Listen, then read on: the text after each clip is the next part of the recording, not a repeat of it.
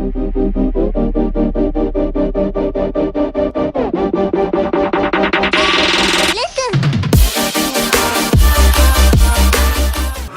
people on YouTube, what's up?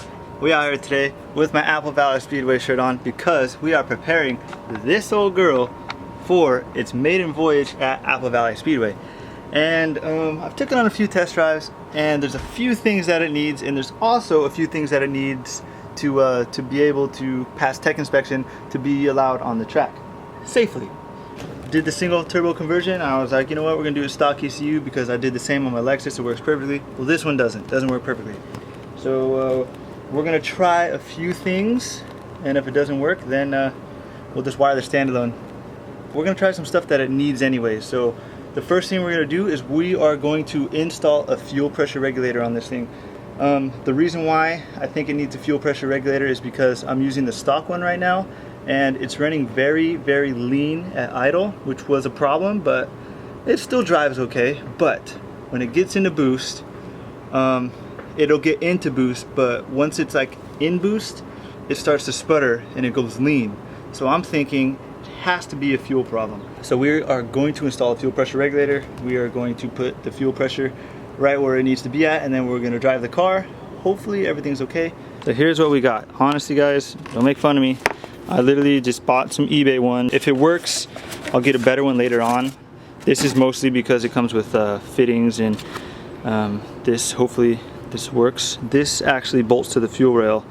So since the 2JZ is weird, if you guys can see that, the fuel pressure regulator is actually right here. It's bolted onto the fuel rail, not on the end, like 3/4 down the fuel rail, like almost to the end. So I don't really know how this is gonna work, but hopefully this piece will go in there and bolt on. So yeah, we got that.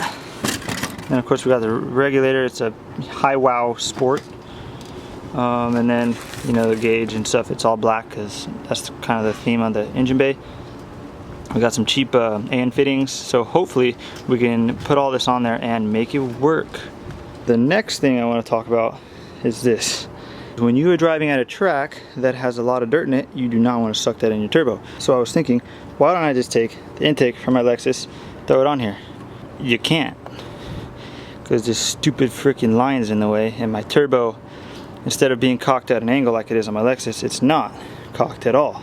This thing right here is huge. This is a 4-inch 45-degree elbow. I know I'm gonna have to cut it up, get a little bit of angle so I can kind of put it on. It's not gonna look the prettiest, but it'll save me from, if I go off track, or if I don't want my turbo stuck in a rock or anything. So yeah, we got that. Then another thing that not really necessary for this track for tech inspection, that is a Cusco bolt-in roll cage. I think it's only a 4-point, so I think it only does the 2 in front of the dash and then the main hoop and behind the driver. Could be wrong, but I don't know. I got it for so cheap. I just bought it. I didn't even look. Didn't really care.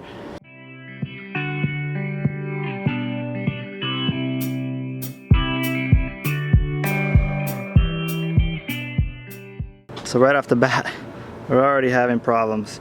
As you can see, here's the stock fuel pressure regulator, which was a pain in the ass to take out.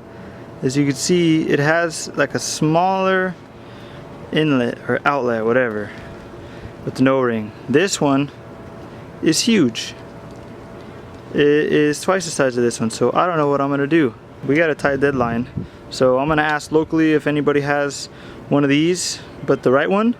Got Chris here again. I feel like I should probably put his sponsor sticker on the back windshield as well. We got ourselves a little water spray reservoir for the radiator because I know this motherfucker ain't gonna stay cool. But yeah, so we got that, and I also stopped by Jason Kim's place and I grabbed this. Of course, Jason has the right part for everything. So this is my fuel rail flange. I don't know what you call it, I guess. We picked that up from Jason's house. Thanks again, Jason, for saving mass for the 50,000th time on this build. So his sponsor sticker is going on the back windshield too. While I'm working on the fuel pressure regulator, Chris already finished up the radiator sprayer. He is now going to open up the box with the roll cage, see what we got in there. I believe it's just a 4-point. I guess we're gonna find out. Hopefully all of the hardware's in there. If not, I'm gonna be pissed.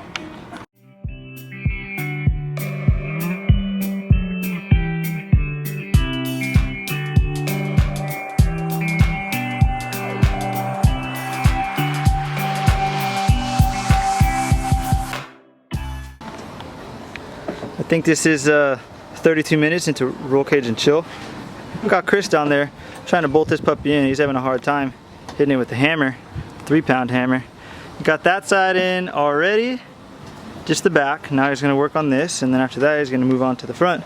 But it's a nice subtle little 4-point cage. You can barely see it. It's a full interior cage, and it stays out of the way of my Toyota dash, so that's pretty good. I could still kind of barely open the glove box to get to my switch panel, so we're gonna have to work on that, but it's good for now. You get them all in, Chris? Yeah, 2 of them. 2 is good. 2 is good enough for a budget freaking drift car.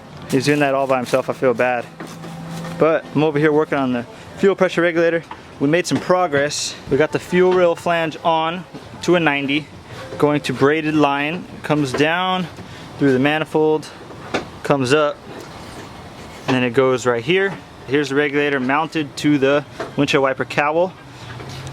We got the gauge right here, and then hopefully our fuel pressure regulator will be done. Oh yeah, we got to hook vacuum to it, but that's easy. Then after that, we can turn the fuel pump on, set the pressure, turn on the car, set the pressure, and then we can take it for a lap. Update. Finished the fuel pressure regulator, set the fuel pressure, drove it. Still hesitates a little bit. I got my harness installed. My fire extinguisher's over there. I got that installed. That thing's pretty nifty. Got my helmet in here. I put my standalone in here because I'm bringing the car to my friend Jason Kim from Rival Auto Works because I cannot keep driving this around my neighborhood. Yesterday I had a very close call with the police. I don't want to lose the car. I don't want to get arrested. I don't want to get in trouble. So I'm going to have Jason Kim look at it. He could throw it on the dyno, do some pulls. We don't have to drive it around, and just make sure that it's tip top. If he can't get the stock ECU working, he has the standalone. I have a plug and play adapter from ECU Masters 402JZ right into the EMU black. So if it doesn't work, I told Jason, plug it in, throw a quick tune on it, and that's it. Jason always takes care of me. He's always got my back. So I'm gonna let him take it from here. I did a lot of work on this car, and I don't want to drive it anymore. All right, we got this girl loaded up in the truck. We're about to head out to Apex. See you when we get there. Okay, Jason, the car's in your hands now.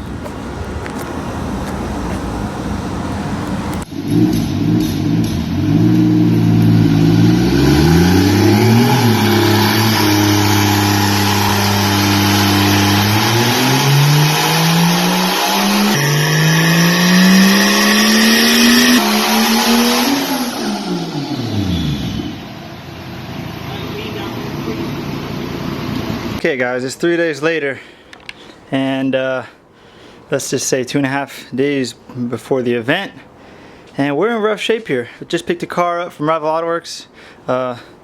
Jason Kim and Danny, the tuner, were working on it. They slapped it on the dyno, and they found a problem, and I'm glad they found it because I honestly wouldn't even have thought of it. I would have installed a standalone and tried tuning it, and I would have still had this problem because there's a shit ton of dirt in the gas tank. There was a fuel pump in the car when I got it. I just used that pump, pumped out all the fuel, but I guess that wasn't enough. I guess all the dirt on the bottom of the tank stayed there, and then when I poured the new fuel in it, it just contaminated the new fuel. So long story short, gunk in the fuel tank, messed up the pump and the filter, possibly messed up the injectors. So what we're gonna do, we're gonna drop the tank. We're gonna get all the gas out of it. We're gonna clean it. We're gonna pressure wash inside the gas tank, clean it, put a fresh new tank in there, and then I got this Lucas fuel injector cleaner. So we're just gonna put a brand new tank of fuel in there. Actually, we're gonna burn a gallon. We're just gonna sit there and pump a gallon to pump all the nasty fuel out of the lines, and there's pump a gallon into a bucket, and then we're gonna throw the fuel injector cleaner in there. It says it does up to 30 gallons, so we're just gonna dump the bottle in there. We're gonna check the plugs, change the fuel filter, and then hopefully she will run good. Oh, I also got a new fuel pump because the brand new AEM I put in there, I'm assuming it's all jacked up. So we got a Walbro 450. We're gonna throw the 450 in there too. It's probably gonna be heavy because I think I got like 10 gallons of gas in there. So what we're gonna do, we're just gonna use the same fuel pump that's in there, and we're gonna try to pump out all of the gas to something, maybe a 5-gallon bucket or something, or maybe 2, and then make the fuel tank lighter. Then we'll pull the fuel tank out, dump the rest of the gas, and then we're gonna start pressure washing it.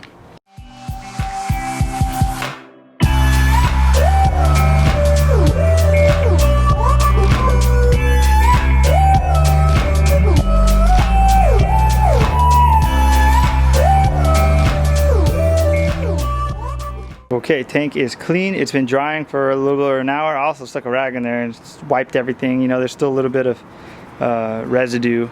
So I was wiping that up and it's just about dry. I'll probably let it finish drying while I'm putting it back in the car.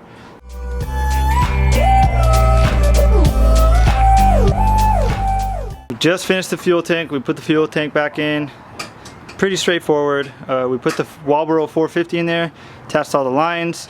Now Chris is adjusting my front end coilovers because he says I'm too low, I guess.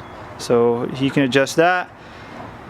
And I am going to drop the oil drain plug, drain the oil, check it out, make sure everything's good, put some new oil in it, and then we're gonna go to the auto parts store.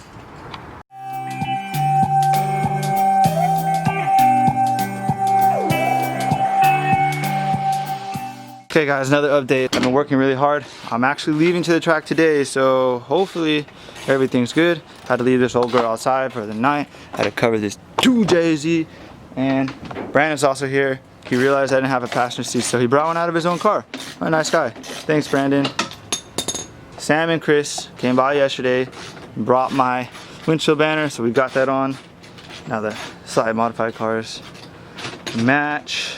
What else? Oh yeah, OC Mobile alignment came yesterday and he aligned the car. Shout out, thank you to him. Does good work, skilled OC Mobile alignment. Hit him up if you guys are in like the SoCal area. Brandon over here working hard. I like that. Pulls the seat out of his car, drives over at 7 in the morning, and then he's gonna realize that he needs to take the fire extinguisher out before he puts the seat in, or else it's not gonna fit. So yeah, we're gonna do that right now. Is it hot in there? Yeah. Thanks. What you doing? You know how there's a stud on the inside on S chassis with a nut?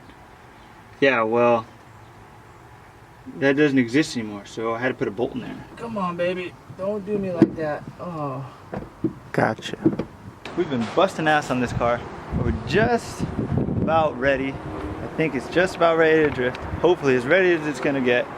A few little final touches on the car, and again, shout out to Brandon for bringing that seat and the harnesses. I really appreciate you, bro. So now I got 2 seats in the car. Check it out. We got another Sparco seat in here, not in the best condition, but it's a seat and it's sturdy, and I got the harnesses all bolted up. Battery, got the top of the battery box, and also you like this little addition right here? Please be patient, student driver. That's me. It's gonna be the first time I am driving this car and the second time I'm drifting right-hand drive. Can you guys believe I've only drifted this old girl like 1 time, and it was at night? That was my test and tune for that car after the right-hand drive conversion. This is going to be the test and tune for this car after I just spent 4 months straight building this car. It's as complete as it's gonna get, really. Got everything, full interior. It's got 2 seats. I gotta clean up that power wire, put some tools away, and I got some new gloves, got my helmet back there, and you know, I've just been sitting here letting the car idle for like 20 minutes at a time. Hopefully that Lucas Oil fuel injector cleaner is cleaning out my fuel system. Hopefully, fingers crossed on that, and hopefully she's gonna haul ass. But anyways, got the car ready. We now have the trailer out there. We're gonna load on the trailer. I want to thank you guys for watching these videos. If you guys like this content, go ahead and click the subscribe button, subscribe to my YouTube channel. You hit the notification bell so that way you get notified every time I put out a video. These are my 2 cars right here, my 2 babies, and we're just gonna build them and enjoy them. So thanks for watching, guys. We'll see you later. This is Ice Garza from Slightly Modified. I'm out.